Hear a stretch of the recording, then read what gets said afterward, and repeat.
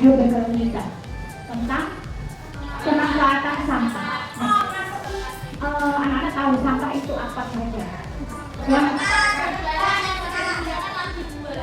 gimana? Barang yang setelah digunakan lalu dibuang. Anak-anak tahu ya, biasanya kayak bungkus jajan, bungkus es, bungkus plastik yang setelah digunakan kemudian dibuang, itu namanya sampah. Nah, anak-anak kita akan membahas apa itu sampah, kemudian jenis-jenisnya apa, kemudian masalah yang ditimbulkan karena sampah itu apa saja. Kalau sampah itu tidak dikelola dengan baik, apa yang akan terjadi pada bumi kita? Oh, menyebabkan terjadinya banjir. Bagus. Apalagi? Sampah bisa mengakibatkan selain banjir, iya, menjadi sarang penyakit, sarang nyamuk.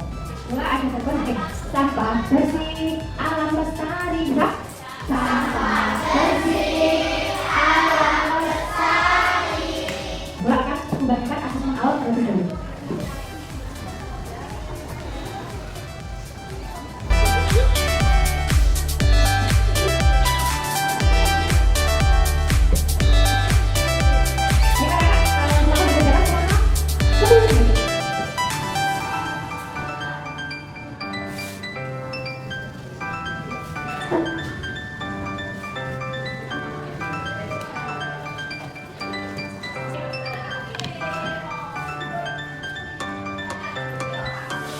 Baik anak-anak, silakan dikumpulkan ke depan.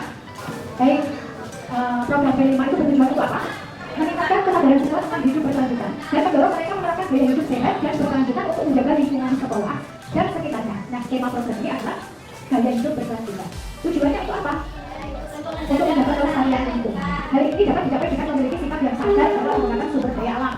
Cermat dalam membeli barang atau jasa, mempertimbangkan siklus hidup barang dan menganggap diri sebagai bagian dari lingkungan. Sadar bahwa membuang sampah itu harus pada tempatnya. Anak-anak, baik, disimak video tentang permasalahan sampah. Sampah plastik merupakan sesuatu yang sudah sangat sering kita jumpai, baik di lingkungan rumah tangga, wilayah perkotaan, dan juga dalam kegiatan industri pabrik yang menghasilkan banyak sekali limbah berupa sampah plastik itu sendiri.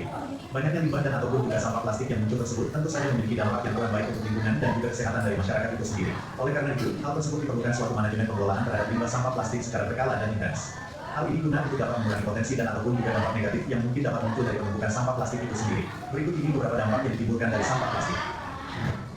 1. Banjir. Penumpukan sampah plastik dalam jumlah besar akan memicu terjadinya banjir. Hal ini dikarenakan sulitnya material plastik untuk dapat diuraikan, sehingga penumpukan akibat sampah plastik itu sendiri akan berpotensi menyumbat saluran air yang ada di wilayah tersebut. Dengan tidak lancarnya saluran air dan ataupun kawasan penyerapan air itu sendiri, maka air akan sulit untuk dapat diserap tanah ataupun mengalir secara lancar. Akibatnya air akan menggenang dan terjadi banjir. 2. Sampah plastik tidak mudah terurai. Sampah plastik ternyata sangat sulit untuk dapat dilakukan penguraian terhadap materialnya. Hal ini menyebabkan terjadinya penumpukan dari sampah plastik yang lambat laun akan semakin banyak dan berpotensi untuk dapat menimbulkan dampak dan juga efek negatif. Tadi sudah dipaparkan bahwa apa sih dampak yang disebabkan oleh sampah ini tadi. Ada berapa? Ada 5. Yang disebabkan sampah menumpuk adalah banjir. Yang kedua, sampah tidak mungkin diuraikan. Yang ketiga, menimbulkan bau tidak sedap. Betul. Sampah yang menumpuk. Kan itu biasanya sampah itu kalau tidak sendirikan, ya kan? Plastik sendiri, kemudian sampah yang basah itu sendiri, yang kering sendiri itu akan menimbulkan bau yang tidak sedap. Kemudian yang keempat, memicu kebakaran. Sampah yang menumpuk akan memicu kebakaran. Kemudian yang terakhir, menghancurkan ekosistem.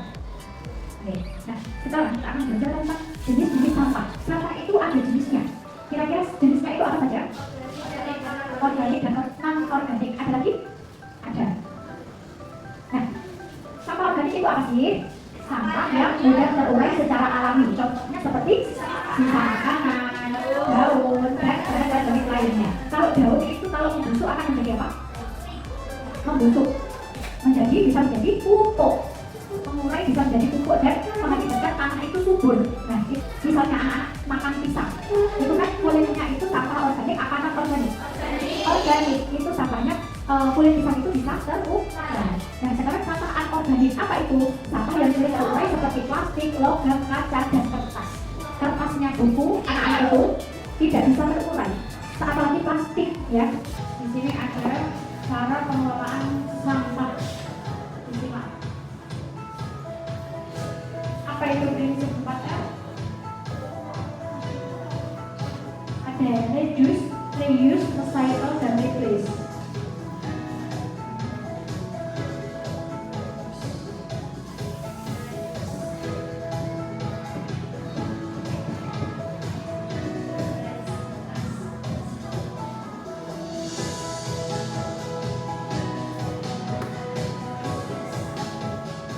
Temukan apa saja 4 R itu tadi?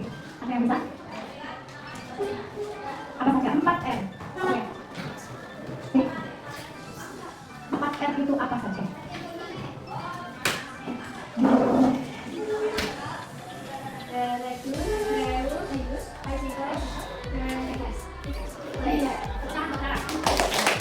reduce sebenarnya apa?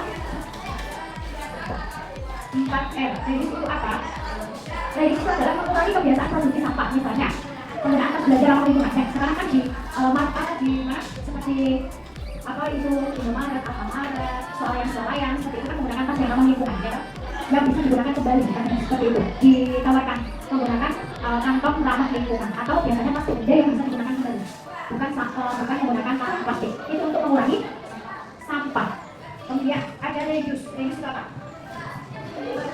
Pemanfaatan kembali barang terbuang, misalnya botol bekas air itu menjadi pot bunga. Nah, botol itu yang kalian pakai atau yang kalian beli di kantin itu, setelah kalian minum itu bisa dimanfaatkan. Contohnya bisa dibuat pot bunga, kan bagus ya. Kita tidak perlu membeli pot-pot yang biasanya itu. Kita bisa memanfaatkan barang-barang bekas, ya, seperti pot bunga dari apa itu, dari kotak pensil bisa, celengan dan lain sebagainya. Kemudian setelah ada use ada apa lagi?